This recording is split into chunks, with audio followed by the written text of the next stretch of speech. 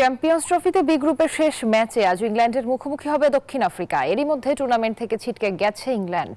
Jos বাটলারের দলের সামনে তাই এই ম্যাচ নিয়ম রক্ষার। অন্যদিকে ইংল্যান্ডের বিপক্ষে জিতলে সেমির টিকিট নিশ্চিত হবে প্রোটিয়াদের। করাচি ন্যাশনাল স্টেডিয়ামে ম্যাচ শুরু বাংলাদেশ সময় দুপুর ৩টায়। ইংল্যান্ডের জন্য চ্যাম্পিয়ন্স ট্রফির এবারের আসরটা হতাশায় কেটেছে। ২ ম্যাচে ৩০০-র বেশি রান তুলেও জয়ের মুখ দেখেনি থ্রি লায়ন্সরা। অস্ট্রেলিয়া ও আফগানিস্তানের বিপক্ষে বড় পরাজয়ের পর গ্রুপ পর্ব থেকেই বিদায় হয়েছে জস বাটলারের দলের। তবে মর্যাদা রক্ষার লড়াইয়ে দক্ষিণ আফ্রিকার বিপক্ষে এই ম্যাচে শেষ সুযোগ থাকবে ব্যাটিং বোলিং দুই বিভাগেই নিজেদের প্রমাণ করার। অন্যদিকে আফগানিস্তানের সাথে জয়ের পর অস্ট্রেলিয়ার সাথে বৃষ্টির বাগড়ায় পয়েন্ট হারায় প্রোটিয়ারা। তবে এই ম্যাচ জিতলে সেমির টিকিট কাটবে টেম্বা বাবুমার দল। তবে হারলেও তাদের বিদায়ের সম্ভাবনা খুব কম, কেননা নেট রান রেটেও এগিয়ে আছে প্রোটিয়ারা।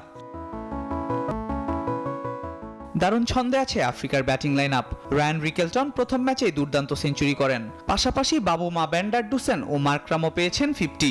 হেনরিক ক্লাসেন ফিরতে পারেন এই ম্যাচে শুরুর একাদশে। ইংল্যান্ডের বিপক্ষে শক্তিশালী একাদশ নিয়ে মাঠে নামবে দক্ষিণ আফ্রিকা। এই টুর্নামেন্টে এখন পর্যন্ত ব্যাটিং সহায়ক হিসেবেই প্রমাণিত হয়েছে করাচির পিচ। প্রথম ইনিংসে যারা ব্যাট করেছে তারাই বড় রান তুলেছে। এছাড়া আবহাওয়ার পূর্বাভাস অনুযায়ী করাচির আকাশ থাকবে পরিষ্কার। হেড টু হেডে এগিয়ে দক্ষিণ আফ্রিকা। ওয়ানডেতে এখন পর্যন্ত 70 দেখায় প্রোটিয়াদের জয় 34 ম্যাচে। অন্যদিকে ইংল্যান্ড জয় পেয়েছে 30টিতে। আল মাহমুদ ফাহিম, নিউজ 24। দর্শকের বিষয়ে বিস্তারিত জানাতে পাকিস্তান থেকে আমাদের সাথে যোগ দিচ্ছেন সহকর্মী শুভ দেবনাথ।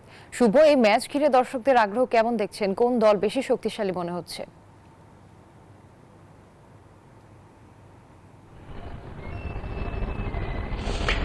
ধন্যবাদ রুবা আপনাকে। যদি সাম্প্রতিক পারফরমেন্স বিশ্লেষণ করা হয় তাহলে সাউথ আফ্রিকা এগিয়ে থাকবে, যদিও শেষ 5 ম্যাচের মধ্যে সাউথ আফ্রিকা জিতেছে 1টি আর ইংল্যান্ডের অবস্থা আরও করুন, তারা এর মধ্যে টুর্নামেন্ট থেকে ছিটকে গিয়েছে।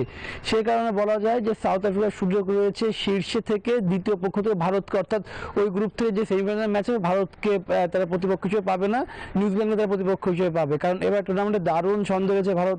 সেক্ষেত্রে যদি আজকে ম্যাচ সাউথ আফ্রিকা হেরে যায় তাহলে সেমিফাইনালে দেখা হবে ভারতের সঙ্গে। যদি আজকে জিতে যায় তাহলে অস্ট্রেলিয়ার সঙ্গে দেখা হবে।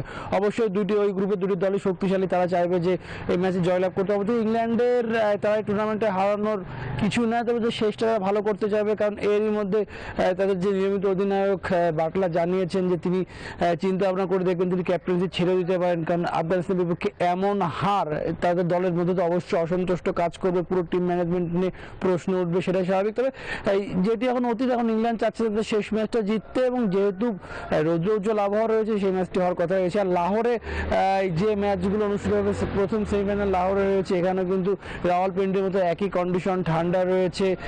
কিছুটা রোদ উঠলে সে ঠান্ডাটা কিছুটা কমলেও সকাল এবং গভীর রাতে প্রচণ্ড ঠান্ডা পড়ে, মাঝে মাঝে বৃষ্টিও হয়।